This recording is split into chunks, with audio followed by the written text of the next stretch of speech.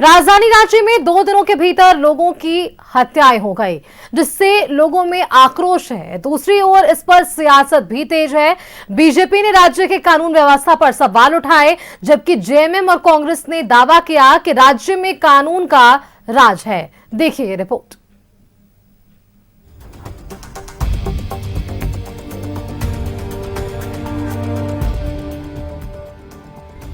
राजधानी में 2 दिन में 2 हत्या, बीजेपी का लॉ एंड ऑर्डर पर सवाल। राजधानी रांची में 2 दिन के भीतर 2 लोगों की हत्या से कानून व्यवस्था पर सवाल उठने लगे हैं। कांके में बीजेपी नेता अनिल टाइगर की दिन दहाड़े हत्या के 1 दिन बाद ही पंडरा इलाके में जूता दुकानदार की नृशंस हत्या कर दी गई, वो भी तब जब रांची बंद को लेकर पुलिस चौकस होने का दावा कर रही थी। हत्या की इन 2 वारदातों के बाद बीजेपी सरकार पर हमलावर है। बाबूलाल मरांडी ने एक्स पर पोस्ट कर राज्य सरकार पर निशाना साधा है। बाबूलाल ने कहा कि आपको यदि रमजान के इफ्तारी खाने और ईद की बधाइयां से फुर्सत मिल गई हो, तो राजधानी रांची में 2 दिनों के भीतर हुई 2 नृशंस हत्याओं की जिम्मेदारी भी लें। आपके द्वारा पोषित अपराधियों का वार इतना घातक है कि जनता असमय ही काल के गाल में समा जा रही है। सुहागिनों का सिंदूर मिट जा रहा है, बच्चे अनाथ हो रहे हैं, पूरा परिवार उजड़ जा रहा है। हेमंत जी, विपक्ष तो आपका हर वार झेल जाएगा, लेकिन संरक्षित अपराधियों द्वारा जनता पर वार मत करवाइए। ये डायलॉग बाजी छोड़कर कानून व्यवस्था को दुरुस्त कीजिए, अन्यथा विपक्ष भी वार का पलटवार करना जानता है। झारखंड में जो लॉ एंड ऑर्डर का गिरता हुआ सिचुएशन है, उसके लिए पूर्ण रूप से राज्य सरकार को जिम्मेवार ठहराते हैं। हेमंत सोरेन सरकार को हम जिम्मेवार ठहराते हैं और इसके लिए मैं कुछ लॉजिक देना चाहूंगा। सबसे पहली बात तो ये है कि झारखंड सरकार में जब भी पुलिस वालों का अपॉइंटमेंट हो रहा है, वो अपॉइंटमेंट इलीगल तरीके से हो रहा है। उदाहरण के लिए डीजीपी साहब का अपॉइंटमेंट जो है खुद वो क्वेश्चनेबल है, और अभी कुछ समय पहले आईजी रैंक के अधिकारी को पुलिस हाउसिंग बोर्ड का जो है चीफ बनाया गया, जबकि आज तक पुलिस हाउसिंग बोर्ड जो डीजी रैंक के अधिकारी इसको हैंडल करते थे। अगर हम रांची की बात करें तो रांची में कोई भी डीआईजी का पद खाली नहीं है, डीआईजी है ही नहीं, इसलिए क्योंकि एक व्यक्ति को एसएसपी बनाए रखने के लिए डीआईजी के पद को जो है खाली रखा गया। अगर हम 24 जिलों की बात करें तो 24 जिलों में 2 जिले ऐसे हैं, आश्चर्य की बात है कि जहां पर जो पुलिस कप्तान है वो 4 शीटेड व्यक्ति जो है वो पुलिस का कप्तान बना हुआ है। बीजेपी का आरोप है कि पुलिस अवैध वसूली में जुटी है, ट्रांसफर पोस्टिंग का खेल चल रहा है। दूसरी ओर बीजेपी के आरोप पर जेएमएम और कांग्रेस ने पलटवार किया है और दावा किया है कि राज्य में कानून का राज है। नियंत्रण में अपराध होंगे तो अपराधी बख्शे नहीं जाएंगे। एक सभ्य समाज में वही होना चाहिए और वो यहाँ हो रहा है। देखिए, मैं ये नहीं मानता हूँ कि क्राइम कैपिटल है, टारगेट किलिंग हो रही है, इसमें भी 2 मत नहीं है, सबके सामने है। ये जमीन का खेल जो है ना, बड़े बड़े लोग लगे हुए हैं। कौन से ऐसे राजनीतिक दल के लोग हैं जो उसमें इन्वॉल्व नहीं है? वो रियल में समाज सेवी था, उसको भी देख रहे हैं कि कहीं ना कहीं जमीन से जुड़ने का प्रयास हो रहा है। मैं समझता हूँ कि कहीं ना कहीं दूसरी ओर डाइवर्ट करने की कोशिश हो रही है, लेकिन लॉ एंड ऑर्डर जो है पूरा सशक्त है। एक और राजधानी में अपराधी तांडव मचा रहे हैं, पुलिस की कार्यशैली सवालों के घेरे में है। दूसरी ओर इस पर सियासत भी गर्म है। न्यूज़ 11 भारत के लिए रांची से रुचि शर्मा की रिपोर्ट। संवाददाता रुचि शर्मा हमारे साथ रांची से जुड़ रही हैं, एक बार उनका रुख कर लेते हैं। रुचि, देखिए, पिछले 2 दिनों की अगर हम बात करें तो इन 2 दिनों के भीतर ही 2 ऐसे आपराधिक मामले सामने आए जिसको लेकर स्थानीय लोगों में उबाल तो था ही, लेकिन प्रशासनिक स्तर पर भी कई सवाल खड़े होने लगे। लॉ एंड ऑर्डर को लेकर कई सवाल खड़े हुए। कल आखिरी दिन था विधानसभा के बजट सत्र का, उस दौरान भी हमने देखा कि अनिल टाइगर हत्याकांड को लेकर सदन के भीतर हो या बाहर लॉ एंड ऑर्डर पर कई सवाल खड़े किए गए। और इस दौरान संसदीय कार्य मंत्री ने ये जरूर स्पष्ट किया कि अब तक राज्य में जो कानून की व्यवस्था रही है उससे बेहतर व्यवस्था अब देखने को मिल रही है। एक तरफ सरकार पीठ थपथपा रही है कि बेहतर कानून व्यवस्था, दूसरी तरफ ऐसी घटनाओं में लगातार इजाफा, जिससे विपक्ष में आक्रोश और लगातार इस पर सवाल भी खड़े किए जा रहे हैं। रुचि,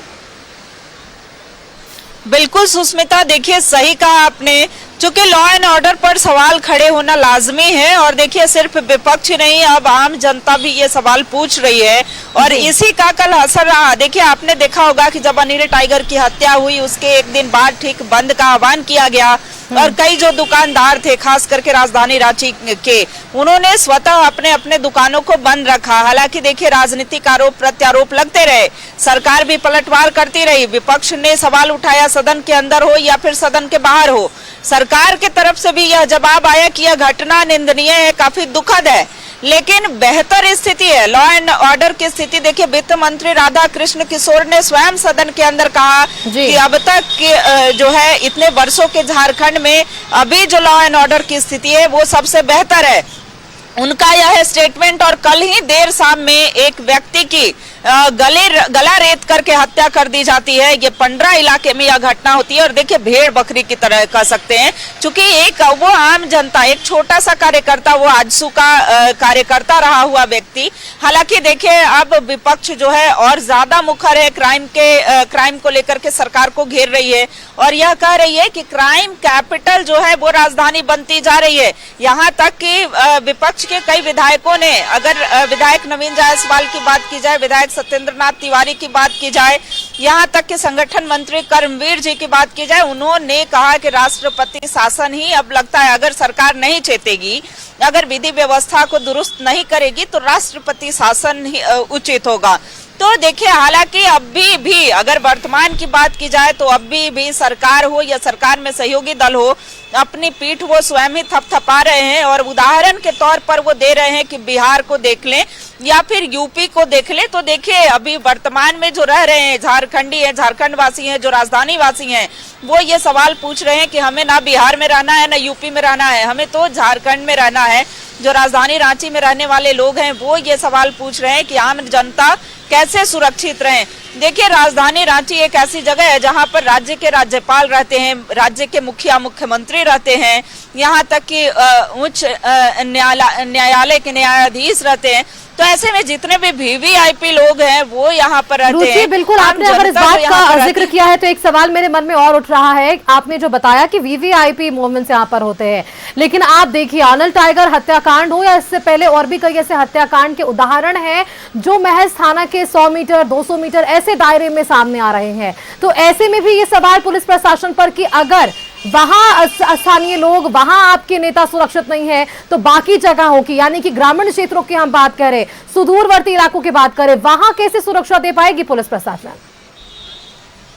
सही कहा सुष्मिता आपने। देखिए कल के घटना की जिक्र कर लेते हैं। कल एक तरफ रांची में पूरी बंदी थी और 2000 पुलिसकर्मी लगभग सड़कों पर तैनात थे। कैसे जो बंद का आह्वान किया गया था, व्यवस्था कैसे सुचारू रूप से रहे, कहीं आवागमन बाधित ना हो, इसके लिए सड़कों पर पुलिस बलों की तैनाती की गई थी। अतिरिक्त पुलिस बल भी लगे हुए थे। बावजूद इसके देखिए देर शाम एक व्यक्ति की, वो व्यवसायी जूता दुकानदार रहता है और उसकी गला रेत कर हत्या कर दी जाती है। तो अपराधियों के बेखौफ, यानी कि अपराधियों के मनोबल को देखिए, उनके दुस्साहस को देखिए। बाद में अगर एक व्यक्ति की जान चली जाती है, देखिए एनसीआरबी की जो रिपोर्ट आती है, रिपोर्ट के जरिए अगर हम जाते हैं तो वो जो आंकड़े जारी किए जाते हैं तो ये एक चिंताजनक आंकड़ा जो झारखंड के लिए आता है, वो चिंताजनक आंकड़े आते हैं। खास करके जो शहरी क्षेत्र हैं, शहरी क्षेत्र के आंकड़े भी चिंता जाहिर करने वाली बात है। पूरे देश भर के अगर क्राइम के आंकड़े की बात करें और उसमें अगर झारखंड की कंपेयर करें तो झारखंड सबसे अगली पंक्ति में है।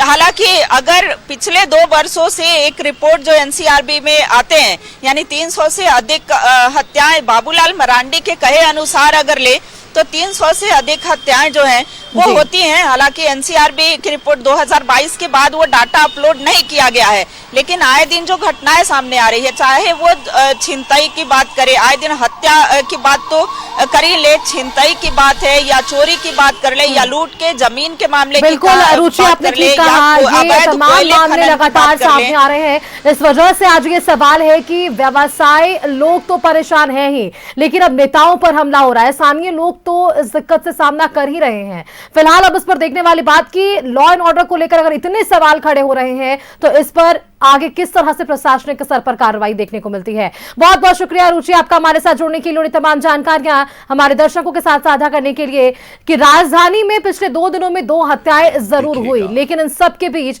प्रशासनिक स्तर पर क्या कुछ कार्रवाई हो रही है ये देखने वाली बात होगी।